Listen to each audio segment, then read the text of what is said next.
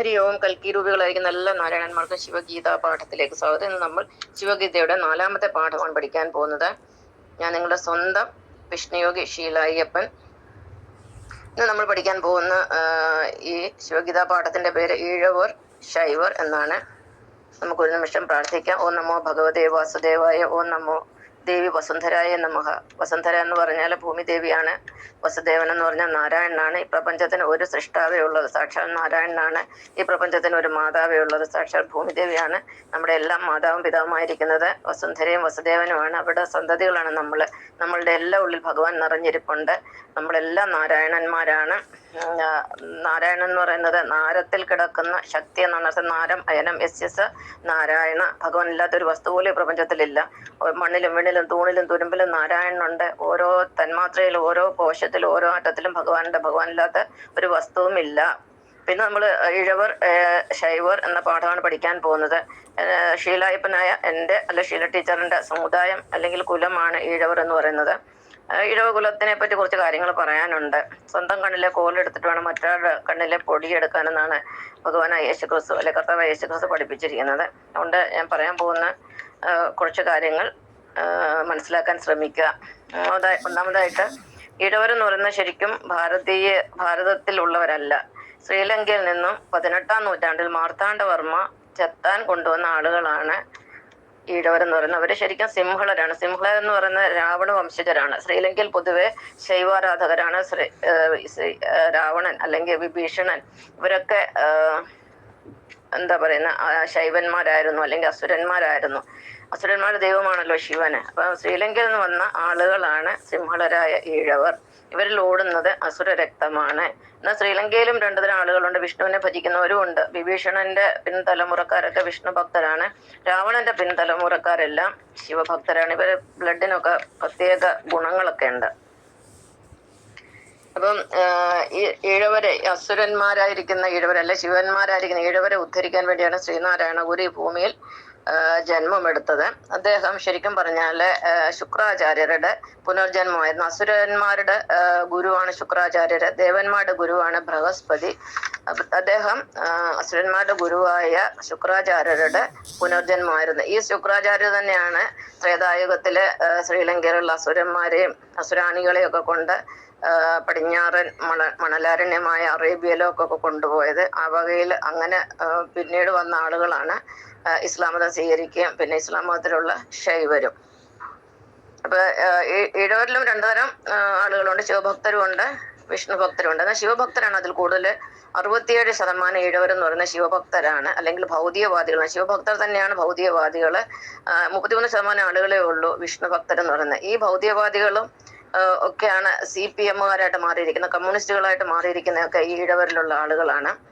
ഇവര് നിരീശ്വരവാദികളാണ്. ഇവര് സനാതന വിരോധികളാണ്. ഇവരാണ് സനാതന ധർമ്മത്തെ ഏറ്റവും കൂടുതൽ അവഹേളിക്കുന്നവര്. കാരണം എനിക്കറിയാം, ഞാൻ ഒരു വിഷ്ണു ഭക്തയാണ്. ഞാൻ ജന്മന എൻ്റെ മുത്തശ്ശിയും മുത്തശ്ശനും ഒക്കെ വിഷ്ണു ഭക്തരായിരുന്നു. എന്നെ ചെറുപ്പം തൊട്ട് രാമായണവും ഭാഗവതവും നാരായണ കീർത്തനങ്ങളും ഒക്കെയാണ് പഠിപ്പിച്ചിരിക്കുന്നത്. ചെറുപ്പത്തിൽ ഞാൻ പഠിച്ച് നാരായണ കീർത്തനങ്ങളും ഭാഗവത കീർത്തനങ്ങളും സന്ധ്യാനാമങ്ങളും ഒക്കെയാണ് ഞാനിപ്പോൾ യൂട്യൂബിൽ വൈകുന്നേരം സന്ധ്യാദീപത്തിൽ ഇടുന്നത്. ഇതെല്ലാം എനിക്കറിയാവുന്ന കീർത്തനങ്ങൾ മാത്രമാണ് ഞാൻ തിരഞ്ഞെടുത്തിടുന്നത്. ഇനി എത്ര ഇട്ടാലും തീരാത്ത പോലുള്ള കീർത്തനങ്ങൾ എനിക്കറിയാം. അപ്പം ശ്രീനാരായണ ഗുരു അസുരഗുരു ആയിരുന്നെന്നും ശുക്രാചാര്യരുടെ പുനർജന്മമാണെന്നും ഞാൻ പറയാനുള്ളതിന് 3-4 കാരണങ്ങളുണ്ട്. അസുരന്മാർ എത്ര വലിയവരായാലും എത്ര ഗുരുക്കന്മാരായാലും ഇവർക്കൊരു പ്രത്യേക സ്വഭാവമുണ്ട്. മറ്റുള്ളവരുടെ അതായത് ദേവന്മാരുടെ ആരാധനാ സമ്പ്രദായങ്ങളും അവരുടെ രീതികളും ഒക്കെ അടിച്ചു മാറ്റുക എന്നുള്ളത്. അതിനുള്ള വ്യക്തമായ ഒരു ഉദാഹരണമാണ് ശ്രീനാരായണ ഗുരു. അദ്ദേഹത്തിന്റെ യഥാർത്ഥ പേര് നാണു എന്നായിരുന്നു. അദ്ദേഹത്തിന് നാണുവാശാൻ എന്നാണ് വിളിച്ചിരുന്നത്. ആ നാണു എന്ന് പറഞ്ഞാൽ നാരായണന്റെ ഷോർട്ട് ഫോം ആണ്. അദ്ദേഹം ആ പേര് നാരായണൻ തന്നെ നിലനിർത്തുന്നില്ല. നാരായണൻ എന്ന് പറഞ്ഞാൽ ആരാ? പ്രപഞ്ചനാഥനായ നാരായണൻ എന്ന് പറഞ്ഞാൽ വിഷ്ണു ഭഗവാൻ എന്നാണ് അർത്ഥം. വിഷ്ണു ഭഗവാന്റെ പേരാണ് നിലനിർത്തി. അദ്ദേഹം പേര് മാറ്റിയില്ല. രണ്ടാമത്തേതെന്ന് പറഞ്ഞാല് വിഷ്ണു ഭഗവാന്റെ അല്ലെങ്കിൽ ദേവന്മാരുടെ ദൈവമാണല്ലോ ഭഗവാൻ വിഷ്ണു. വിഷ്ണു ഭഗവാന്റെ അല്ലെങ്കിൽ ശ്രീരാമന്റെ ശ്രീകൃഷ്ണന്റെ ഒക്കെ നിറം, അവർ ഉടുക്കുന്ന വസ്ത്രത്തിന്റെ നിറം മഞ്ഞയാണ്.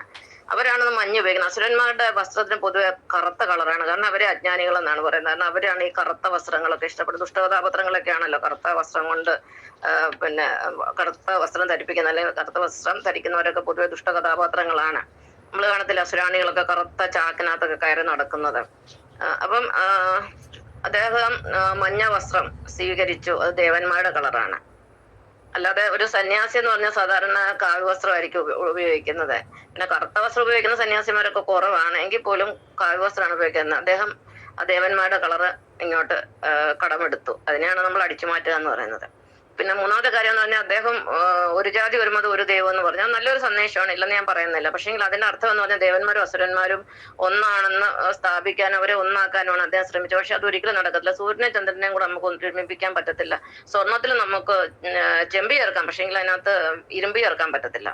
വെള്ളത്തിന്റെ കൂടെ ഒരിക്കലും നെയ്യ് ചേരത്തില്ല. രണ്ടും കൂടെ ഒരിക്കലും ഒന്നാവത്തില്ല. എന്ന് പറഞ്ഞാൽ ഒരിക്കലും സവർണർ അവർണർ അഥവാ ദേവന്മാരും അസുരന്മാരും ഒരിക്കലും ഒന്നാകത്തില്ല. അദ്ദേഹം ഒന്നാക്കാൻ വേണ്ടി ഒരുപാട് ശ്രമിച്ചു, പക്ഷെ അത് ഒരിക്കലും സക്സസ് ആകത്തില്ല. അവർക്ക് അത് SNDP മാത്രമേ അതിന് ഒരു എന്താ പറയുന്നത്, അതിന് ഒരു എഫക്റ്റ് ഉണ്ടായിട്ടുള്ളൂ. എന്ന് പറഞ്ഞാൽ ഒരു SNDP കാരണം തന്റെ മക്കളെ ദളിതന്റെ കൂടെ മറ്റു ജാതിക്കാരന്റെ കൂടെ കല്യാണം കഴിക്കാൻ അവർ തയ്യാറുമല്ല. അതായത് ഈ പറച്ചിൽ ആദർശം മാത്രമേ ഉള്ളൂ, പറച്ചിലേ ഉള്ളൂ, പ്രവൃത്തിയിലില്ല. ഷീലായപ്പൻ അങ്ങനെ, ഷീലായപ്പൻ എന്തെങ്കിലും ഒന്ന് പറഞ്ഞിരുന്നാൽ അത് പ്രവർത്തിച്ചിട്ടേ പിന്നെ രണ്ടാമത്തെ കാര്യമുള്ളൂ. അപ്പൊ ഇവരെല്ലാം ഈ പറച്ചിൽ മാത്രമേ ഉള്ളൂ. പിന്നെ ഇവരുടെ പ്രധാന തൊഴിൽ എന്ന് പറഞ്ഞാൽ മദ്യ വിൽപ്പനയാണ്. അത് എപ്പോഴും ആളുകൾ ചെയ്യുന്നുണ്ട്. കുലത്തൊഴിൽ എന്ന് പറഞ്ഞാൽ ചിത്ത് തന്നെയാണ്. അതൊക്കെയാണ് അവര് ശ്രീലങ്കയിൽ ചെയ്തുകൊണ്ടിരുന്നത്. അപ്പൊ സാധാരണ എല്ലാ അല്ല ഗുരുക്കന്മാരൊക്കെ എന്താ ചെയ്യുന്നത്, ജ്ഞാനം കിട്ടിക്കഴിഞ്ഞാൽ അവരവരെ പേര് മാറ്റും. ഉദാഹരണത്തിന് ശ്രീരാമകൃഷ്ണ പരമഹംസർ, അദ്ദേഹത്തിന്റെ യഥാർത്ഥ പേര് ഗദാധർ ചട്ടോപാധ്യായ എന്നായിരുന്നു. പിന്നെ രണ്ടാമതായിട്ട് സ്വാമി വിവേകാനന്ദ, അദ്ദേഹത്തിന്റെ പേര് നരേന്ദ്രനാഥ് ദത്ത എന്നായിരുന്നു. മൂന്നാമത്തേത് ബംഗാളിലൊരു ആനന്ദമയി ദേവി ഉണ്ടായിരുന്നു, അമൃതാനന്ദമയി ദേവിയെ പോലെ. ആ ദേവിയുടെ പേര് നിർമ്മല സുന്ദരി എന്നായിരുന്നു. നിർമ്മല സുന്ദരി അങ്ങനെയായിരുന്നു തോന്നുന്നു. നിർമ്മല സുന്ദരി. പിന്നെ അടുത്തത്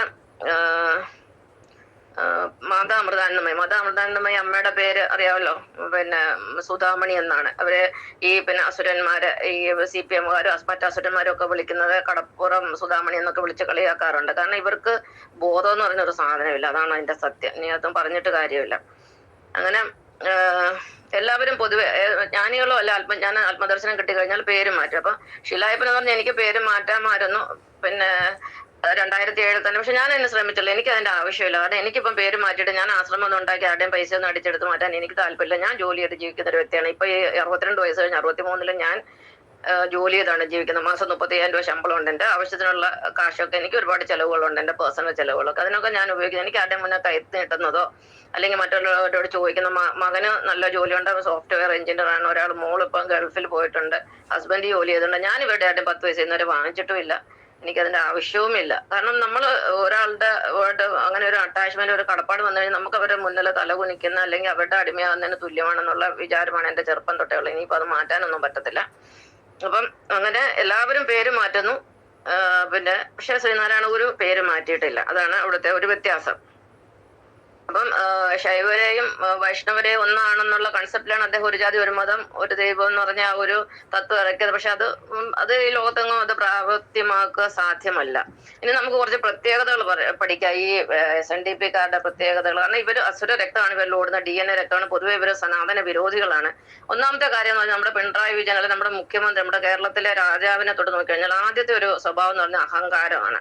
രണ്ടാമത് ഇവർക്ക് പെട്ടെന്ന് കോപം വരും. മൂന്നാമെന്ന് പറഞ്ഞാൽ ഇവർ അടിച്ചുമാറ്റലിന് ഭയങ്കര വിദഗ്ധരാണ്. ഞാൻ പറഞ്ഞില്ലേ, ദേവന്മാരുടെ കളറായ മഞ്ഞ നിറം പോലും ശ്രീനാരായണ ഗുരു അത് നിലനിർത്തി. അതുപോലെ പിന്നെ പേര് നിലനിർത്തി. ദേവന്മാരുടെ ഭഗവാനായ വിഷ്ണുവിന്റെ പേരാണ് അദ്ദേഹം നിലനിർത്തിയത്. അപ്പൊ അടിച്ചുമാറ്റൽ മറ്റൊരു ഉദാഹരണം പറഞ്ഞു കഴിഞ്ഞാൽ, ഇപ്പം SNDPക്കാർക്കൊക്കെ കുറെ ക്ഷേത്രങ്ങളൊക്കെ വന്നിട്ടുണ്ട്, അവരുടേതായിട്ട് സ്വന്തം ക്ഷേത്രങ്ങളിൽ, അല്ലെങ്കിൽ അവരുടെ SNDPയിലൊക്കെ പൂജയൊക്കെ നടത്തുന്നുണ്ട്. അപ്പൊ അതിനകത്ത് ദേവന്മാരുടെ എല്ലാ കാര്യങ്ങളും അവർ അടിച്ചുമാറ്റി. ശ്രീ മഹാഭാഗവതം ഇപ്പം ഗുരുഭാഗവതമായി. പുഷ്പാഞ്ജലി ഒരു ഗുരുപുഷ്പാഞ്ജലി ആക്കി. പിന്നെന്തോ അതുപോലെ കുറെ സംഭവങ്ങളുണ്ട്.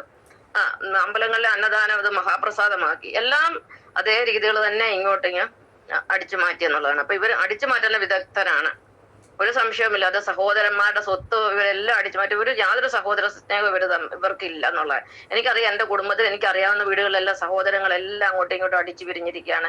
ഒരു 4 മക്കൾ ഉള്ള ഒരു വീട്ടിൽ 4 എണ്ണം പരസ്പരം മിണ്ടത്തിലെല്ലാം സ്വത്ത് തർക്കത്തിലിരിക്കുകയാണ്. പിന്നെ അതുപോലെ ധനാസക്തി, ഭയങ്കര ധനത്തിനുള്ള ഭയങ്കര ആഗ്രഹമുള്ള മനുഷ്യരാണ്. സനാതന വിരോധം ഞാൻ പറഞ്ഞു കഴിഞ്ഞു ഓൾറെഡി, അത് ഇവർക്ക് നന്നായിട്ടുണ്ട്. പിന്നെ അസൂയ എന്ന് പറയുന്നത് അത് പറയേ വേണ്ട. പിന്നെ വേറൊരു സ്വഭാവം എന്ന് പറഞ്ഞാൽ നിഷേധാത്മക സ്വഭാവം. എന്ത് പറഞ്ഞാൽ ഇവർ അംഗീകരിക്കത്തില്ല, എല്ലാത്തിനും നിഷേധിക്കും. ഒരു കാര്യം ഇവരോട് പറയാൻ പറ്റത്തില്ല, നിഷേധാത്മക സ്വഭാവം. പിന്നെ ഇവർക്ക് പിന്നെ കൂടുതലുള്ള ഒരു സ്വഭാവമാണ് കാമാസക്തി. ഞാൻ ഒരുപാട് സ്ഥലങ്ങൾ സന്ദർശിച്ച് ഒരുപാട് മനുഷ്യരെ പരിചയപ്പെട്ടിട്ടുണ്ട് ഇത്രയും പ്രായത്തിനിടയിൽ. ഏറ്റവും കൂടുതൽ കാമാസക്തി കാണിക്കുന്ന ഒരു വർഗ്ഗമാണ് ഇവര്. കാരണം എന്റെ 10 വയസ്സിനോടിടയിൽ എന്നെ ഒരു 4-5 പേര് നമ്മുടെ ബന്ധത്തിലുള്ള അച്ഛന്റെ സ്ഥാനമുള്ളവര്, അമ്മാവന്റെ സ്ഥാനമുള്ളവര്, പിന്നെ സഹോദര സ്ഥാനമുള്ളവർ, ഇവരൊക്കെ പലതവണ പീഡിപ്പിക്കാൻ ഉണ്ട് എന്നുള്ളതാണ്. പിന്നെ എന്റെ ഒരു അനുഭവത്തിന് പേര്, അനുഭവം എന്ന് പറഞ്ഞാൽ എന്റെ ഫേസ്ബുക്കിലൊക്കെ അനുഭവത്തിന് പേര് എനിക്ക് ഒരുപാട് സുഹൃത്തുക്കളുണ്ട്. അവരൊക്കെ എന്നോട് പല കാര്യങ്ങളും പറഞ്ഞതെന്ന് എനിക്ക് മനസ്സിലായത് ഇവർക്ക് അമ്മയെന്നോ പെങ്ങളെന്നോ പിന്നെ മക്കളെന്നോ ഒന്നും യാതൊരു ഭേദമില്ല. ഇവര് തരം കെട്ടിക്കഴിഞ്ഞാൽ ഇവരെല്ലാവരും ഉപയോഗിക്കും. ഇങ്ങനൊരു സ്വഭാവം നമ്മുടെ കേരളത്തിലെ പ്രധാനപ്പെട്ട ബലാത്സംഗ കേസുകളും സ്ത്രീപീഡനവും കൊലപാതകങ്ങളും ഇങ്ങനെ ഓരോ പിന്നെ അടിച്ചുമാരല് കേസുകളൊക്കെ എടുത്ത് നോക്കിയത് ആരാ നിങ്ങൾക്ക് മനസ്സിലാവും. ഞാൻ പറയുന്നത് ശരിയാണോ? നിങ്ങൾ ആത്മപരിശോധന നടത്തുക. ഇനിയുള്ള സംഭവങ്ങൾ വരുമ്പോൾ ഇത് ഏത് കൂട്ടരാണെന്ന് ഒന്ന് അന്വേഷിച്ച് നോക്കുക. നിങ്ങൾക്ക് നിശ്ചയമായിട്ട് ഒരു ഉത്തരം കിട്ടും. ഇവര് തന്നെയാണ്, ഈ അസുരവർഗം തന്നെയാണ് SNDP-കാരെന്നുള്ള കാര്യത്തിൽ യാതൊരു സംശയമില്ല. ഇവരെല്ലാം ശിവാരാധകരാണ്. ശിവാരാധകർക്ക് ഉള്ള സ്വഭാവമാണ് ഇതെല്ലാം നെഗറ്റീവ് ക്വാളിറ്റീസ്. അങ്ങനെ ഈ വക നെഗറ്റീവ് നേച്ചറുകൾ ഉള്ളത് കൊണ്ടാണ് ഈ വീഡിയോ ഞാൻ ചെയ്യാൻ തന്നെ കാരണം. ഇത് എനിക്ക് ഇവരോട് വിരോധം ഉണ്ടായിട്ടൊന്നുമല്ല. എനിക്ക് ഭൂമിയിൽ ഒരു മനുഷ്യരോട് വിരോധമില്ല. എല്ലാവരുടെ സ്നേഹം മാത്രമേ ഉള്ളൂ. കാരണം എനിക്കറിയാം എല്ലാവരും ഭഗവാന്മാരെല്ലാം നാരായണന്മാരാണ്. പക്ഷെ നാരായണൻ ഇപ്പൊ രണ്ടായിട്ടാണ് ഇരിക്കുന്നത്, വിഷ്ണുവായിട്ട് ശിവനായിട്ട്. ഇപ്പൊ ശിവനായിട്ട് ഇരുന്നുകൊണ്ട് ഇതൊക്കെ ഭഗവാൻ ചെയ്യാൻ പറ്റും. കാരണം ശിവൻ എന്ന് പറഞ്ഞ ലിംഗമാണ്, ലിംഗേശ്വരനാണ്. അവർക്ക് ലിംഗത്തിനോടാണ് താല്പര്യം കൂടുതൽ, ഭൗതിക വസ്തുക്കളോടും ശരീരത്തിനോടും. ഇതാണ് ഞാൻ ഇന്ന് പറയാൻ ആഗ്രഹിച്ച, പഠിപ്പിക്കാൻ ആഗ്രഹിച്ച പാഠം. നന്ദി, നമസ്കാരം.